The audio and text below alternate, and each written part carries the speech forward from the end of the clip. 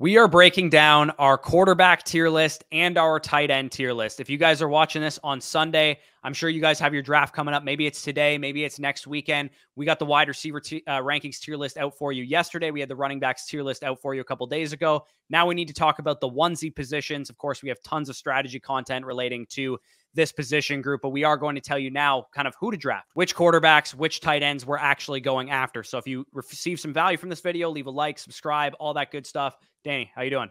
Doing well, doing well. And yeah, it was taught for a while in fantasy football that the onesies weren't important. You had to load up on your running backs. You had to load up on your wide receivers, and you could just go late round quarterback. You could just go late round tight end. Well, I do feel like these last few years, the fantasy community is sharpening up to the fact that having an elite advantage at quarterback, having an elite advantage at tight end is very beneficial for your lineup. So we'll be going through our tiers. We'll be going through what guys we think can be needle movers at the position, and ultimately we would be drafting them. Yeah, absolutely. The pros and cons, the upside cases, all that good stuff covered here and more. Make sure you stick around to the end. Now let's get into it.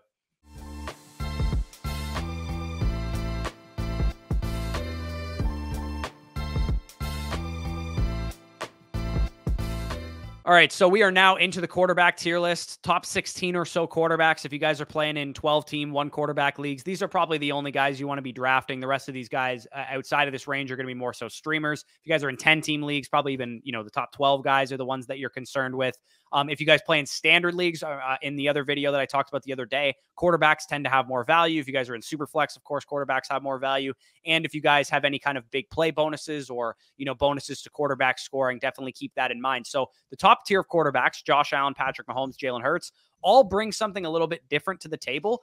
But the one thing is for sure that these guys could all be absolute smash fantasy picks this year. Josh Allen gives you the best of both worlds. He gives you a good rushing floor, gives you a good passing ceiling, and also has the ability realistically to have like a 5,000 passing yard, 800 yard rushing, 8 touchdown on the ground type of season, in addition to like 40 passing touchdowns. So for us, that makes him our quarterback one. In 6-point per passing touchdown leagues, maybe you go with a Patrick Mahomes type. In 4-point per passing touchdown leagues, maybe you go with a Jalen Hurts type. These guys are all interchangeable. Mahomes, he's more so your prototypical elite passer, best passer in the NFL, best passer potentially one of the best already in NFL history in his short career. And then Jalen Hurts obviously is the best rushing quarterback option as it currently stands. The usage, the red zone touches, the rushing touchdown upside, it's all there for Jalen Hurts. Potentially a little bit more of a passing ceiling unlocked for him this year. But any which one of these quarterbacks, let's talk about where we have these guys ranked. Where are we actually willing to take them? Because that's pretty much what everyone cares about. Everybody knows that these guys are the top guys.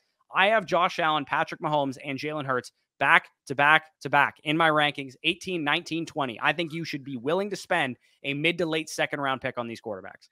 Yeah, I agree. And we have top 30 overall picks there as a disclaimer, because sometimes you'll notice in some leagues that they may fall to the early to mid third round portion. But like you, I have them ranked respectively. Josh Allen at 18, Patrick Mahomes at 19, and Jalen Hurts at 20. The reason why I prefer Josh Allen to Jalen Hurts and Patrick Mahomes is because, like you said, he kind of has the best of both worlds, where you can expect, maybe 90, 95% of Mahomes production through the air from Josh Allen. And you can maybe expect, 75, 80% of the rushing work Jalen Hurts gives with Josh Allen. I just think he is the perfect blend, the perfect Konami code quarterback that can realistically score. If anybody's going to score 50 overall touchdowns from scrimmage in the NFL, it will be Josh Allen. So that's why I prefer him. But like you said, Patrick Mahomes, you can't go wrong taking arguably the best quarterback of all time with Andy Reid, with that Chiefs offense. We expect to be, if not the number one offense, at the minimum, a top 3 offense in the NFL. And then with Jalen Hurts, we saw 13 rushing touchdowns last year. We know what the Eagles' plan is once they enter the red zone area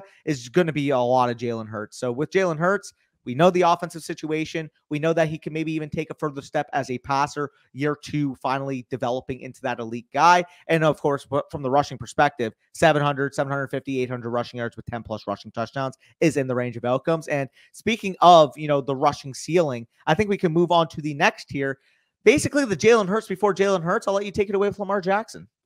Yeah, Lamar had, one of those monster seasons in 2019 when he was the MVP. This year, we see Lamar Jackson maybe potentially having a little bit more of a passing ceiling like we saw back in 2019, because he has, Zay Flowers coming in. Rashad Bateman supposedly is healthy. Odell Beckham Jr. comes in. Mark Andrews back healthy. J.K. Dobbins should be back on the in the fold there out of the backfield as well. Todd Monken, of course, the schematic change leading to all of these pass catching upside kind of situations here for Lamar Jackson. He's a guy that I'm willing to spend, a mid to late third round pick on, and a guy that I'd feel very comfortable locking in that positional advantage if I miss out on a Josh Allen, Patrick Mahomes, or Jalen Hurts. And if you guys have any kind of bonuses for rushing quarterbacks or whatever the case is, then you could even make the argument for Lamar Jackson higher. With Joe Burrow, he's more of like, you're not like, if Lamar Jackson was 95% of Jalen Hurts, Joe Burrow is 95% of Patrick Mahomes, where you're getting a guy that has 40, 45, potentially 50 touchdown upside through the air. He can provide a little bit on the ground like Patrick Mahomes can, but he's not necessarily going to make his money there. He's more your passing archetype type of quarterback. So if you guys play in leagues where it's a 6 point per passing touchdown, maybe you have big play passing bonuses, maybe you favor Joe Burrow over Lamar Jackson, it really is like minute, scoring details that separate these guys.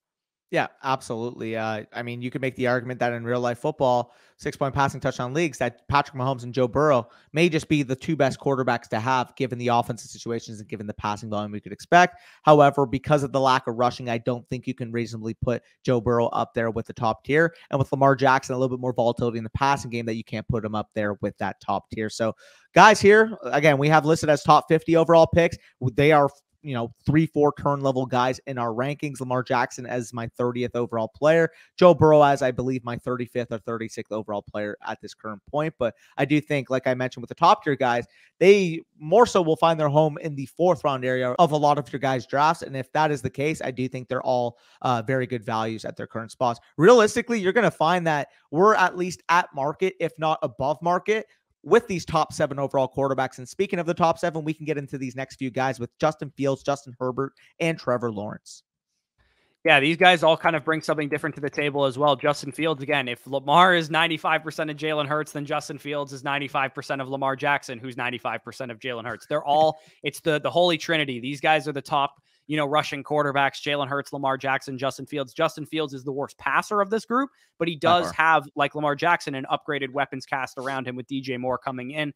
Darnell Mooney's a solid number 2 receiver. Chase Claypool can provide some big plays. Cole Kmet got extended. They have, a young running game, running back by committee. So we can expect probably Justin Fields to get a nice, goal line role, a nice red zone role as a runner and as a passer. So he's the type of guy that really, really could smash this year in fantasy, especially if your league mates are a little bit lower on him. Get him in like the 5th round or whatever. He could have a Jalen Hurts-like ascension. With Justin Herbert and with Trevor Lawrence, the projection is quite similar. It's, you got these, long-haired, tall, blonde quarterbacks that can throw 40-plus touchdowns because their offenses might legitimately throw 650, 700 times. They're going to be very pass-heavy offenses. Trevor Lawrence sneakily has a decent amount of rushing upside that he showcased last year, which is why Travis Etienne and some of the running backs didn't get a lot of goal line work. So Trevor Lawrence, actually, you could probably make the argument that he should be above Justin Herbert, but I think Justin Herbert has a little bit better weapons around him, a little bit more established weapons around him. So those guys are interchangeable. I have those guys rated right now in like my top 55, top 60 overall players. I would be very comfortable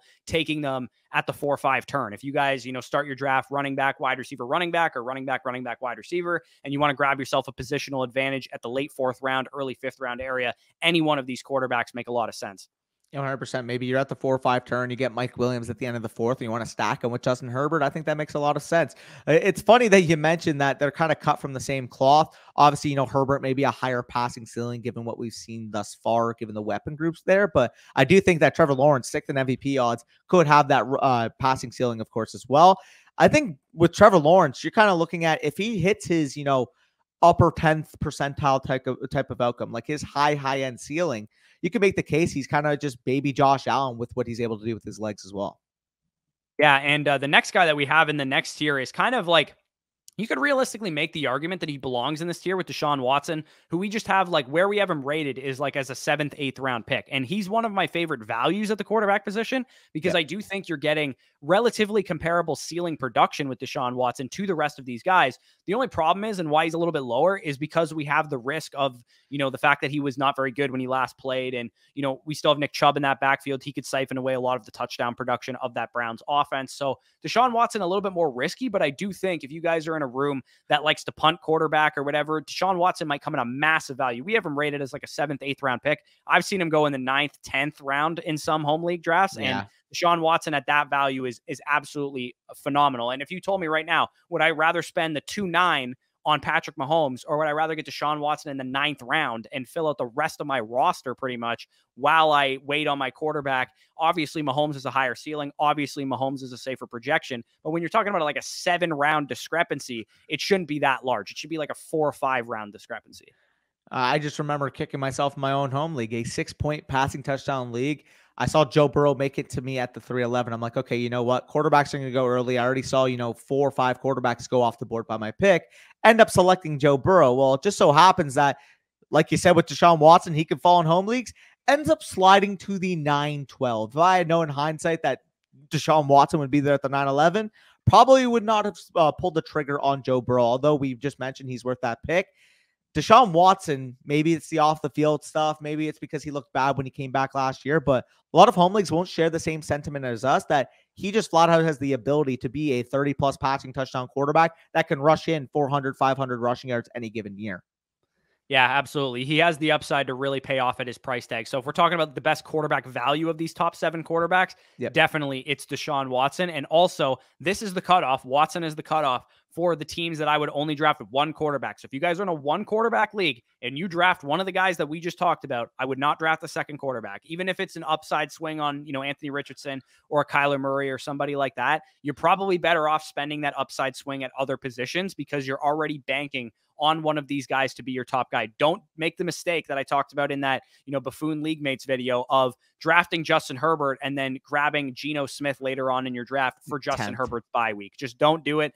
When Justin Herbert's bye week comes along, you figure it out in that week. You drop one player, you deal with that problem when it comes up. A lot of new fantasy players make that mistake. Definitely, if you spend a top 6 to 7 round pick on a quarterback, he should be the bet and the dart that you're throwing at that position. And if he misses, there's a good chance you weren't going to win your league anyway. Low end quarterback 2s versus high end quarterback 2s, there's a minute difference. When you get into the quarterback 1 range and then even the elite range is when you start seeing the difference. So if you're on, weighted at quarterback and your plan is to take, 2 at the end and you're stuck with, let's just say, Daniel Jones and Aaron Rodgers, like there's no point on taking both of them because realistically, any guy off the waivers, whether that's Kyler Murray coming off the knee injury, Jared Goff, who we don't have on this list, maybe even Brock Purdy, guys like that are going to be available on your waiver wire any week. So there's no point allocating an extra bench spot to a quarterback that's really not going to give you an advantage. Yeah, and especially not if you draft one of the top guys, because some people will still, draft Josh Allen in the 3rd round and then later on draft, Geno Smith just to feel safe that they have a second backup quarterback or whatever. Like we said, there's not much of a difference between those guys. You're better off just, if anything ever happened to Josh Allen, just picking up a player and using him for that time period that you're waiting for Josh Allen to come back. So the final tier of quarterbacks that we have here to kind of get to the quarterback, 9 to 15, 16 range, they all kind of blend together. They all have their own individual upside cases. We have Dak Prescott, Kirk Cousins, Anthony Richardson, Tua Tagovailoa, Daniel Jones, Aaron Rodgers, and Geno Smith. With some of these guys, they're like efficient, good weapon quarterbacks, right? Dak Prescott, Kirk Cousins, Geno Smith, Tua. These guys are going to be efficient passers. They're going to probably have, 25, 30, 35 passing touchdowns because they have good weapons around them. The only problem is they don't really run a whole lot. There's not a huge overall ceiling there unless we see, in Kirk Cousins' case, who I have the highest out of all of these guys, an outlandish number of pass attempts is his real only outcome for a massive season because he could have, 4,900 pass attempts or 4,900 passing yards and, 34 passing touchdowns and have a top 6 season that way. The way I kind of view it is, like you mentioned, Aaron Rodgers and Geno Smith are a variation of Tua Tagovailoa. Tua Tagovailoa is a variation of Kirk Cousins and Dak Prescott. Dak Prescott and Kirk Cousins is like 85%, 90% of like Joe Burrow, Justin Herbert, Trevor Lawrence. It's really at a point where once you deal with these pocket passers, like you're looking at minute differences, but being able to hit on those minute differences and hitting on the quarterback 5 versus the quarterback 11 in points per game is how you really set yourself up. Those guys, obviously, with the youth, with the weapons, with the, potential increased rushing volume comparatively to some of these older guys, are valued accordingly in our rankings. So if you do wait maybe you pair up a Dak Prescott, Kirk Cousins at this range because you didn't invest, elite capital with an upside shot like Anthony Richardson. I think that would be the appropriate way. I would draft 2 quarterbacks. If you're taking one who, like Dak, like Kirk, like even Tua Tagovailoa, have a safe borderline low-end quarterback 1 type of range, mixed in with like an Anthony Richardson shot who could potentially be the quarterback 6 in terms of points per game, but obviously has a way more volatile floor. Yeah, so what Danny said earlier, like when you take Aaron Rodgers, Daniel Jones, and Geno Smith, they're all kind of similar projections. If you're going to take 2 quarterbacks later on in the draft, they should be different archetypes. One safe guy like Dak Prescott, Kirk Cousins, one upside swing like Anthony Richardson, Kyler Murray, Sam Howell, somebody like that.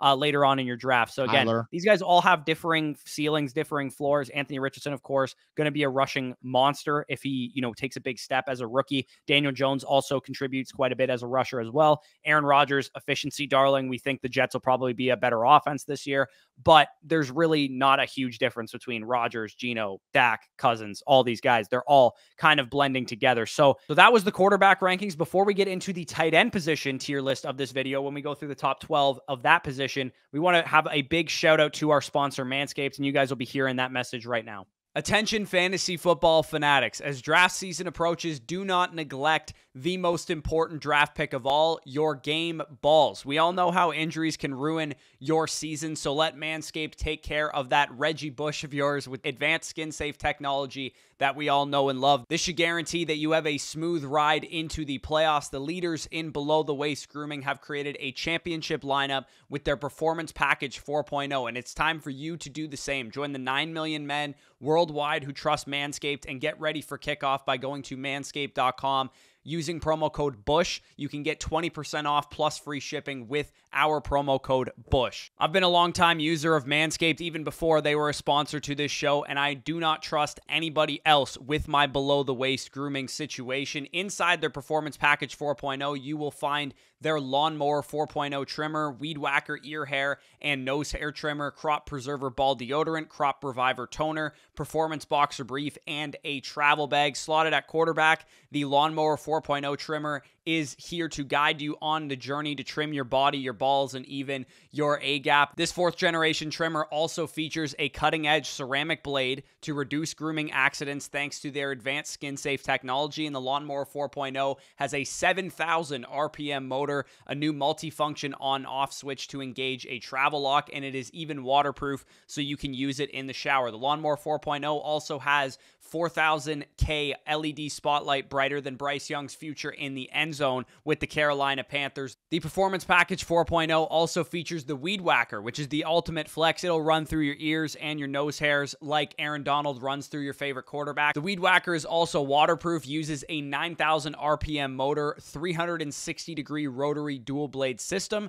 This nose and ear hair trimmer provides proprietary skin-safe technology as well, which helps reduce nicks, snags, and tugs into those sensitive holes. Don't forget the Crop Preserver ball deodorant, Crop Reviver to help your little bench warmers be on their A game while feeling the sun's heat. And Manscaped will even throw in their Performance Boxer briefs and Shed travel bag as a free gift. Get 20% off plus free shipping with the promo code BUSH. It's time to put the PP back in PPR and get a grip on your pigskin this football season.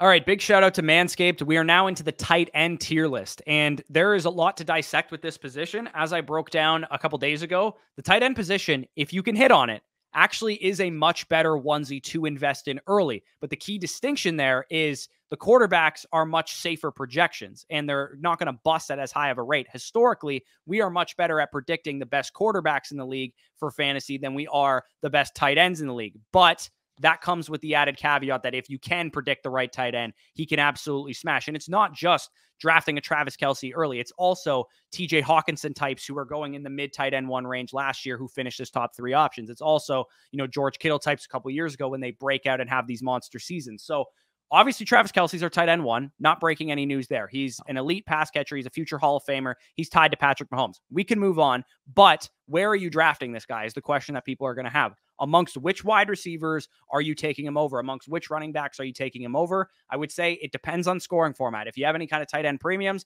he gets elevated across the board. If it's a shallow league, if it's an 8-team league, a 6-team league, a 10-team league, he gets elevated up the board. But if it's a bog standard 12-team PPR, right now I have Travis Kelce at 7th overall. I would take Justin Jefferson, Jamar Chase, Tyreek Hill, Bijan Robinson, Christian McCaffrey, and Stephon Diggs over Travis Kelce. But I would take Travis Kelce over Cooper Kupp, over CeeDee Lamb, over Austin Eckler, over some of those later round guys.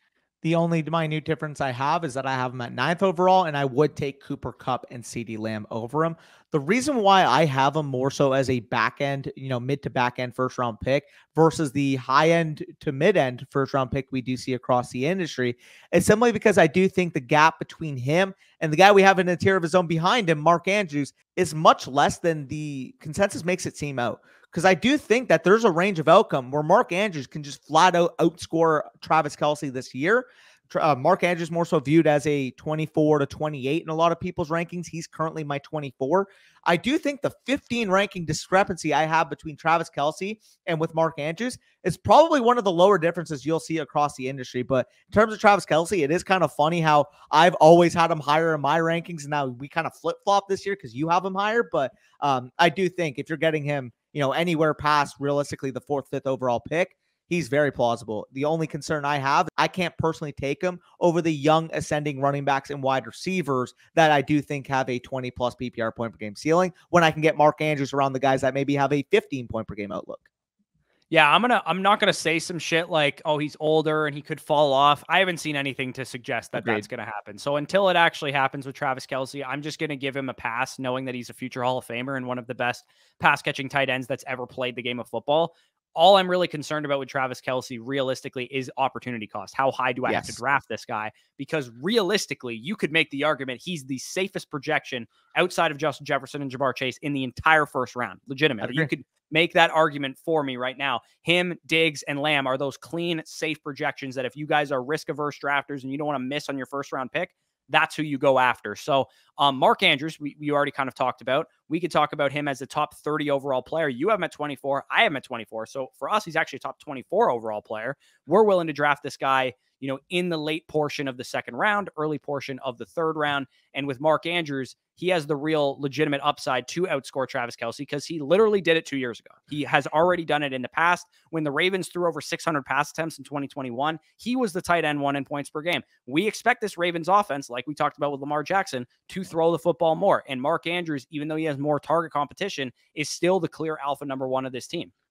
Yeah, when it comes to Mark Andrews, it's funny because we recently just did our Listening League draft. I ended up getting the first overall pick, was able to trio Justin Jefferson, Mark Andrews, and Josh Jacobs, which I think gives me a positional advantage given the scoring format of our league at every single one of those positions. With Mark Andrews, you're getting potentially a 27, 28+% target share on a Lamar Jackson-led offense that could potentially see its most passing volume since Lamar Jackson's MVP year. I can't express enough how important it is bringing in Todd Monken as this team's new offense coordinator. You're a Tampa Bay Buccaneers fan. You know exactly what this Todd Monken offense entails. A lot more passing, a lot more free form, a lot more opportunity, and a lot more responsibility on the quarterback position versus the archaic, slow-paced run offense that Greg Roman was exacting these last few years in Baltimore. Even if we're looking at potentially 500, 550 Lamar Jackson passing attempts, if we can expect Mark Andrews to get 27, 28, maybe even close to 30% of those targets, not only do I think he could be the tight end 1 in fantasy, I think he could be a legitimate 17, 18 plus PPR point per game tight end. And you're currently getting him amongst the likes of Devontae Smith, T. Higgins, Jalen Waddle, who realistically project similar at a less advantageous position if you hit at wide receiver versus tight end. Yeah, absolutely. Hitting on a positional onesie of Mark Andrews' ceiling caliber has a real chance of elevating you all the way to a playoff contender. The win rates of those players are up near the 18, 19% range in standard 12-man leagues. But if you are in an 8-team league or a 10-team league, a shallow league, that gets up near 25, 30%. So definitely Mark Andrews. If you guys are not Travis Kelce fans, you should be prioritizing Mark Andrews in the early third round. Then we have this next tier of tight ends. They all kind of blend together. They all kind of have their own ups and downs. George Kittle, TJ Hawkinson, Kyle Pitts. With George Kittle, he's been doing it for the longest. We know he's the best talent of this group, in my opinion. He also has the most target competition of this group, which is the challenging part for him because we know Ayuk can play. We know Debo can play. We know McCaffrey can command targets out of the backfield. It's a little bit difficult to project George Kittle for a massive target ceiling. But what I'm buying into and why George Kittle is my highest rated tight end in this area is the fact that he was heavily involved in the red zone when Brock Purdy took over the starting job. He had 7 touchdowns with Brock Purdy last year, which is more than his entire career output in any given season. So with George Kittle, I'm expecting a high efficiency, high touchdown scoring offense that is going to feature this guy in the red zone. So for me, he has the highest ceiling on any given week because as we saw at the end of Best Ball Mania, he has the ability to put up those 25, 30, 35-point games.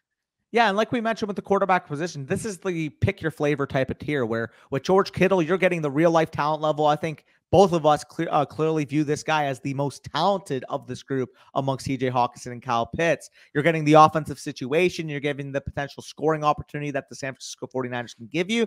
You're just kind of seeding some overall target volume because of Deebo Samuel, because of Christian McCaffrey, because of Brandon Ayuk. With TJ Hawkinson, he's kind of like the blend where he should be, a highly involved guy. He's on a pretty good offense there with Minnesota, maybe a top 10 level offense versus the 49ers are probably like the 5th or 6th best offense, if I were to guess.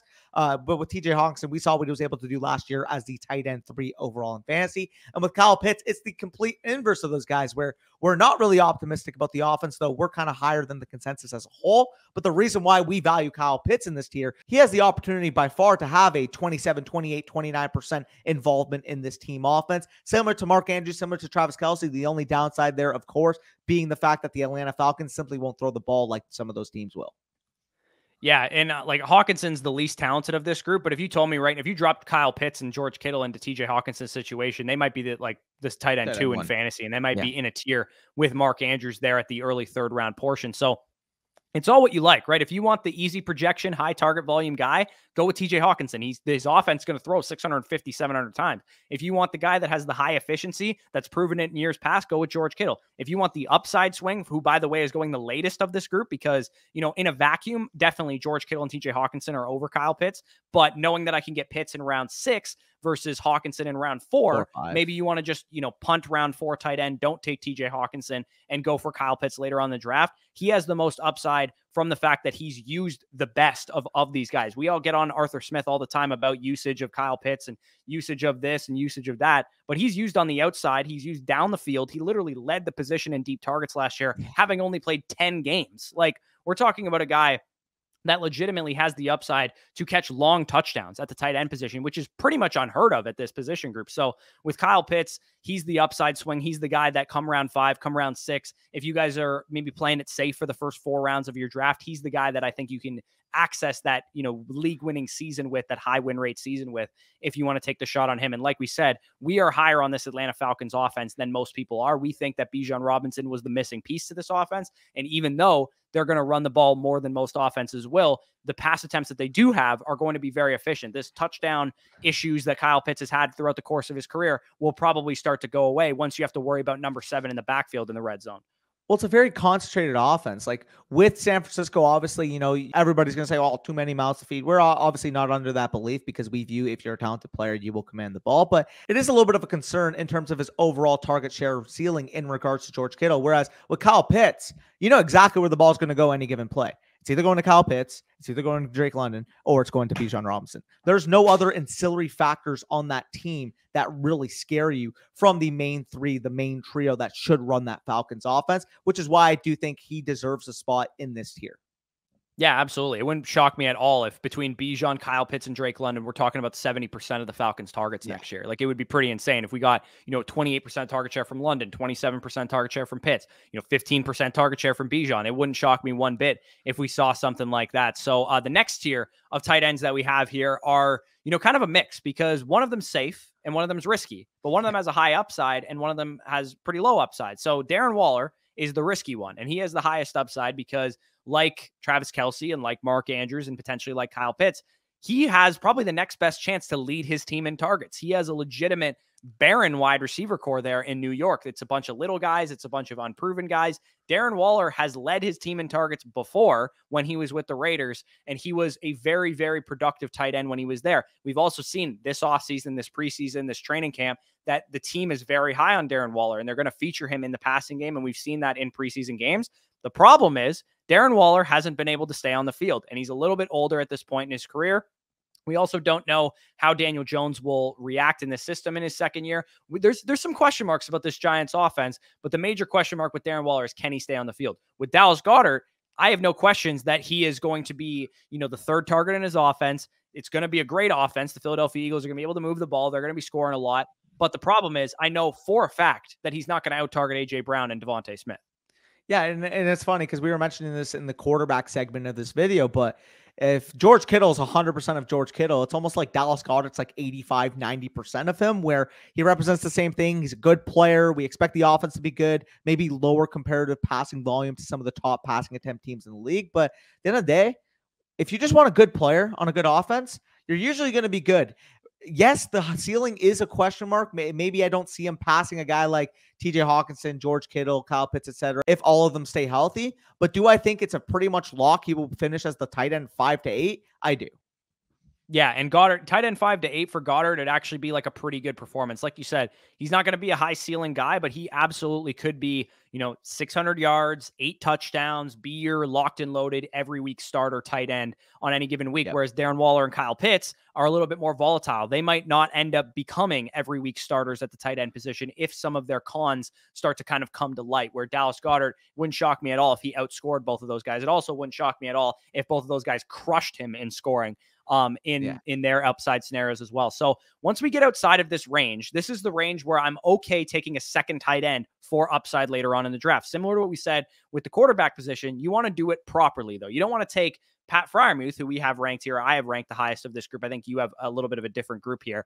And then take Dalton Schultz later in the draft. Pat Freiermuth already represents a safe floor, a guy that has a pretty decent ceiling because he's a young player, but for the most part, you're drafting him for his target share, his role in his offense. Dalton Schultz also represents that, but worse. So why not take a shot on a later round tight end like Chig Okonkwo or Greg Dulcich or something who has a little bit more of a higher ceiling? So with these guys, I like Freiermuth the most because I think the Steelers offense, like I said with Deontay Johnson in the wide receivers video, has really impressed me. I thought they've been really good. Freiermuth is the second best target earner on that team. You can miss me with George Pickens. Freiermuth has out-targeted him last year, and I think he'll do it again. So I think Freiermuth has a legitimate chance to outscore some of the guys ahead of him, Dallas Goedert, even potentially Darren Waller and Kyle Pitts if they miss. So I really do like Freiermuth. Evan Ingram kind of represents, again, another mini version of Goddard and a mini version of Kittle, where he's not going to out-target Calvin Ridley or Christian Kirk, but he can be a very efficient tight end on the targets he does get.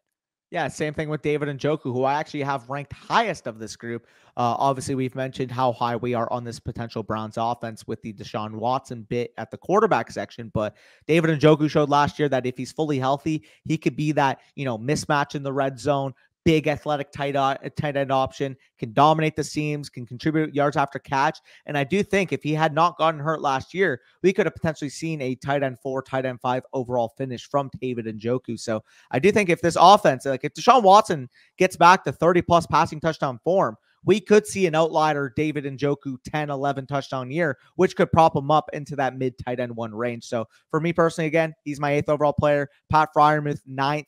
Evan Ingram at 10, Dalton Kincaid at 11, and then finally rounding it out at 12, similar to you, do have Sam Laporta in that Lions offense.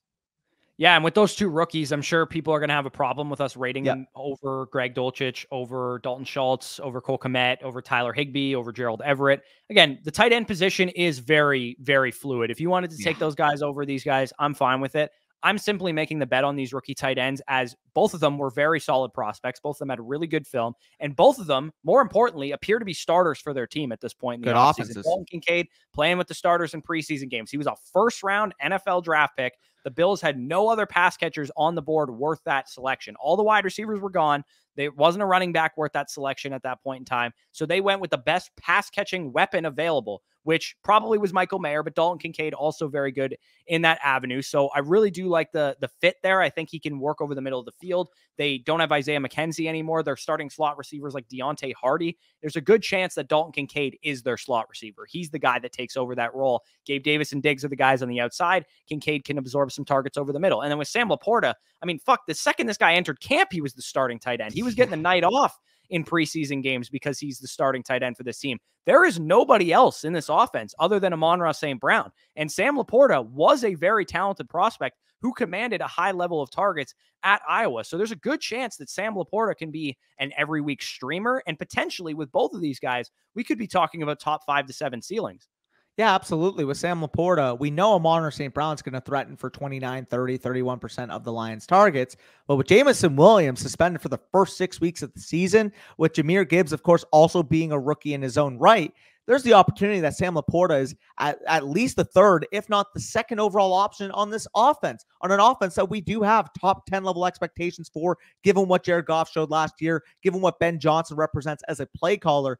I really love the outlook of Sam Laporta. Maybe you want to pair him up. Again, we're in the range where I don't mind taking 2 tight ends. If you want to pair up Sam Laporta with a safer projection like Gerald Everett, Cole Kmet, Tyler Higbee, someone like that, I'd be okay with it. And with Dalton Kincaid, he represents something that the Bills offense sorely lacks right now. Stephon Diggs, obviously, we know is this 3-level elite target commander on that team. Gabe Davis, more of this volatile deep threat. They just needed an ancillary weapon that can affect that short area of the field, that can give you some yards after catch. Well, guess what? Dalton Kincaid showed he can do that in college. And I do think, given the draft capital, given what the Bills have expressed in terms of their plans with Dalton Kincaid, that he can be a yak monster as soon as year 1. Want to hear a crazy, wild comparison here? What's up? The wide receiver 27 in the year 2020 in Josh Allen's breakout season. Do you know who that was? Wide receiver 27, like Isaiah McKenzie? It was Cole Beasley, the slot receiver of the Buffalo Bills. 13.8 PPR points per game. You know what 13.8 PPR points per game would have ranked tight end last year? Tight end 3? I would have been tight end 2 behind Travis Kelce, ahead of George Kittle and TJ Hawkinson. So if Dalton Kincaid is Cole Beasley of 2020, we're talking about a guy that literally has tight end 2 overall upside. I know rookie tight ends never produce. I get it. But just because it hasn't happened very much doesn't mean we're not trending towards more of that direction. Pat Freiermuth had 7 touchdowns as a rookie with a washed-up Ben Roethlisberger. Kyle Pitts had 1,000 yards as a rookie with a washed-up Matt Ryan. Greg Dulcich commanded the most routes of his team at the tight end position with a pretty much washed-up Russell Wilson. None of these tight ends landed in good situations like Dalton Kincaid and Sam Laporta. And quick note, I'm glad you mentioned that too, because that was pretty much a theme of the wide receiver position for a lot of years. People are like, I don't want to take a rookie wide receiver. I'd rather take, second and third year breakout candidates. I'd rather take, veteran receivers I've seen doing it before. And then the 2019, 2020, 2021, 2022, and now 2023 draft classes have come where if you're not producing as a rookie receiver, it's almost like you're an afterthought. We've gotten to the point where if receivers don't show that elite juice in year 1, they're almost afterthoughts in Dynasty. Because the wide receiver position has adjusted and evolved at that rate, I do think the tight end position has room to make up. And given the fact that this was probably one of the best tight end draft classes we've seen maybe of all time, this is the draft class to buck the trend. Yeah, absolutely. This is good. One of my favorite storylines of this year is going to be how this tight end class performs, because even if you miss out on these guys, Michael Mayer for the Raiders, Luke Musgrave for the Packers, like these guys all have commanded their starting roles and are going to be involved. And there's upside to be had at this position. I know the underdog guys, Josh and Hayden, put out a video called "This is finally the year of the late round tight end." And I know part of that was due in part because of this rookie class that's coming in as an influx to this position. We're sorely lacking great pass catchers at tight end. And this could be the year that you punt the tight end position and you hit big later on in the draft. So that's something to keep in mind early in the draft too. If you're going to punt any position, I think this year of all years is the year that I'm okay going late at the tight end position, grabbing Pat Freiermuth in round 9, swinging back around in round 12 and grabbing Sam Laporta for some upside. So if you guys enjoyed this video, if you got some value from it, leave a like down below, subscribe to the channel if you are new. Check out Manscaped, of course, our sponsors of this video. Promo code BUSH for 20% off plus free shipping. And also make sure to check out our draft guide. You can get that for just $10 by signing up on underdogfantasy.com. And you can win money with that $10. You'll get our weekly rankings throughout the season for your start-sit decisions as well. Link down below for the offer there in the pinned comment. And if you already have an Underdog account or if you can't play on Underdog, check out our site, flockfantasy.com/FSC for 30% off as well. So with that being said, peace out, and we'll talk to you soon.